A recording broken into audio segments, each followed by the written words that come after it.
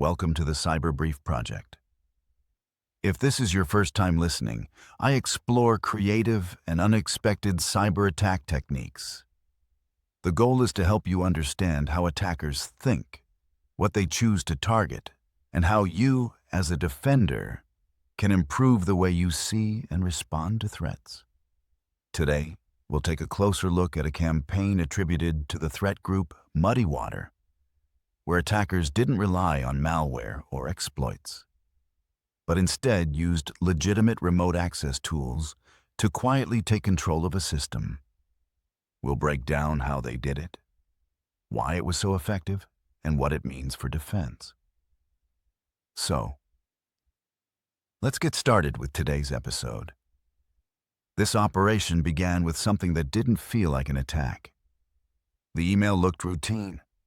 It came from a business contact the recipient likely recognized, or at least trusted enough not to question. The message referenced a shared file hosted on OneHub, a legitimate cloud platform used for document exchange. No suspicious links, no dramatic tone, just a professional request delivered through a trusted service. The file was described as a new program or business resource, something that could easily appear in the inbox of someone working in finance, operations, or IT. And it didn't stand out because it wasn't meant to. What the user downloaded appeared to be a standard installer, but what it delivered was control. The application installed was the Atera Agent, a legitimate remote management component used by IT teams to support users and manage systems. It was signed, trusted, and fully functional. And once installed, it connected back to a trial account already created and configured by the attacker. That connection quietly handed over remote access. No exploits, no malware, just a real tool doing what it was built to do, under the control of the wrong person. From there, the attacker began issuing commands. One of the first actions involved extracting registry data tied to credential storage.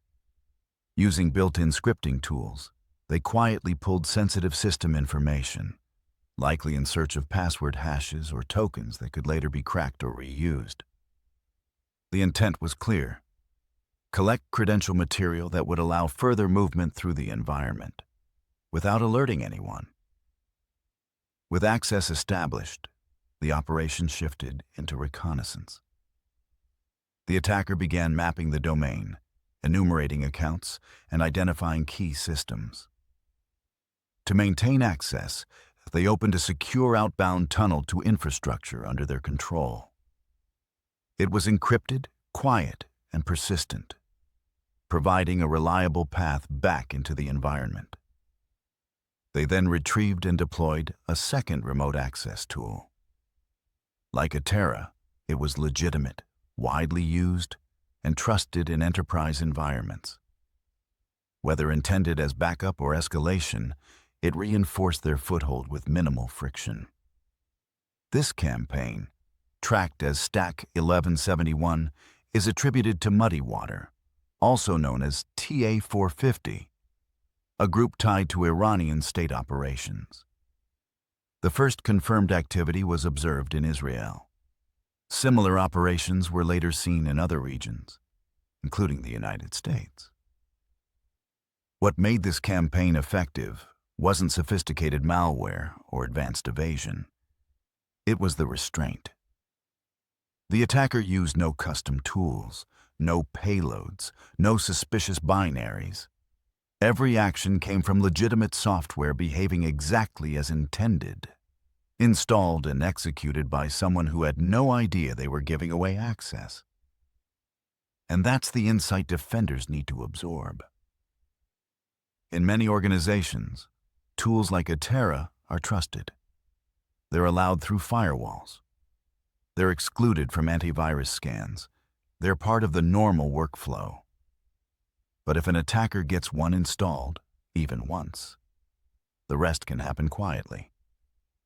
So the real question isn't, is this tool dangerous? It's, Who installed it? Who controls it? And did anyone notice?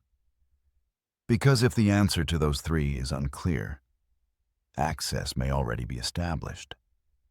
If this episode helped you see an old tool in a new light, check the episode description for key defensive takeaways, like detection tips, recommended configurations, and remote management policies that can help reduce risk.